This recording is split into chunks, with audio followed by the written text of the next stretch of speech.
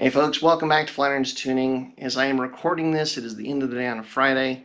Just about to wrap up and head home for the weekend. But I want to just kind of give you a quick update. We've been a little bit slow on the content lately. There's been a lot going on in the background. We're learning a new software system, which is taking a little bit longer than expected. But we're finally getting to the point where we're comfortable with it and getting proficient at it. So we're getting a little bit more time and a little bit more mental space to start getting back into the groove of the content. So stay tuned. There's a lot more stuff in the works. Thanks for bearing with us. But for the meantime, I wanted to show you because there's something cool that is coming back into the shop. So here, follow me. As I'm recording this, it's June. The Pikes Peak Hill Climb is at the end of the month.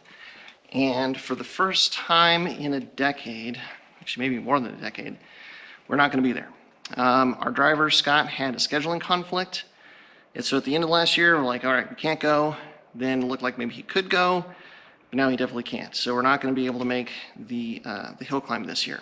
And to a certain extent, it's okay, because the next step for the Pikes Peak car was going to be a big one. What we're building towards is a sequential. But before we can even jump to the sequential, we have to do one thing first, which is to put in a standalone ECU. And the car is back in the shop. Let me spin this around here. It's finally back. It's been at in-boost and the boost creep, getting the standalone put in it. Like if you look at the engine bay here, man, there's a whole mess of wiring that has just been cleaned up and is gone. And if you look over here, there's the new Haltech Nexus that they have installed, the R5. And the car is here, it's back, it runs. We're super excited. But what we discovered with this whole process is the car's back and it's running, and that's just the beginning. We're gonna do another video here detailing, we're going into much more detail about all the choices that we had to make with standalone and so forth. And there were a lot. And the first one was, well, hey, there's no easy plug-and-play harness for this ECU. Do you want to use the stock wiring harness and the stock wiring, or do you want to just take everything out and just go full standalone? And we decided to go full standalone. So Jerry and Zach over there, they pulled everything out, and now it's all run into the Haltech, and that's really cool. But man, there's a lot. It took a long time to figure that out. There's a big learning curve. And now that the car's back, in fact, now we have to really take it back to the track and tune it and get it running properly with the standalone. One of the more interesting details with this has been this little guy over here. Let's see. This guy. That is the ABS actuator and the ABS computer for the traction control and ABS for this car, which when you have the stock ECU and stock CAN bus, works no problem. But it turns out when you pull it all out, well, it doesn't work anymore. So that's one of the things we have to figure out. And currently, the plan is to install a manual proportioning valve, which is right there. Now it's not connected to anything yet because, well, that's one of the next things we've got to do too.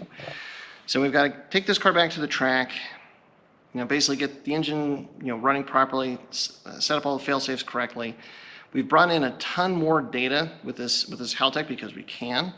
And all the separate systems that we were running before, like boost control and the water sprayers, well, now that's all controlled by the Haltech. So we can get all of that set up in there, but we've got to get to the track to do that.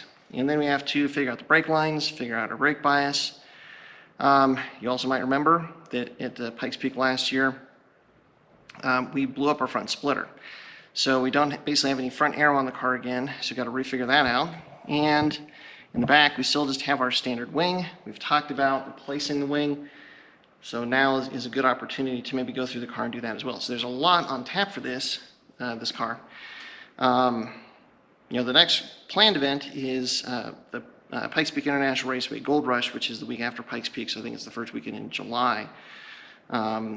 So the goal is to get the car to the track, tested, and up and running for that event. It seems like there's a decent amount of time to do it, but man, there's a lot going on in this. And yeah, we haven't even put the sequential in it yet. We've got to figure all this stuff out first. And again, we'll come back, we'll do a more detailed video about the standalone. We'll probably do another video about the sequential. and just kind of the progress as we go. As far as the rally car goes, we were just out at Oregon Trail Rally, and we had a rough go of it. More rear suspension problems, and we broke another rear axle.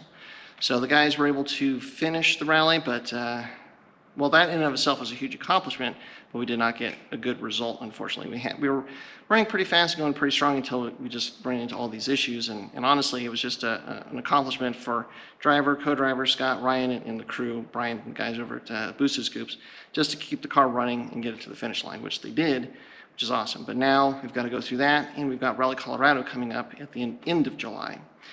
So June is going to be an interesting month, and July is going to be an interesting month. We're going to do our best to keep in the loop with everything that happens, keep you as up to date as we possibly can. But that's what's going on around here. That's what's going on in the shop. Definitely excited to get the race car back. So I wanted to kind of, well, walk you guys back here, show you what's going on and why it's been out of the garage for a handful of months, but now it's back. And it should be better than ever before, like more data than ever before, all sorts of cool stuff that we're planning to do with it. So we'll keep you in the loop. Just stay tuned to our social media. Our newsletter is a great place to make sure that you're getting the latest updates on everything that's going on and all that good stuff. So lots more in the works, lots more content that's going to be coming out here soon. So thanks very much for your patience. Thanks for bearing with us. Thanks for your support as always. And until next time, stay tuned to Flatirons Tuning.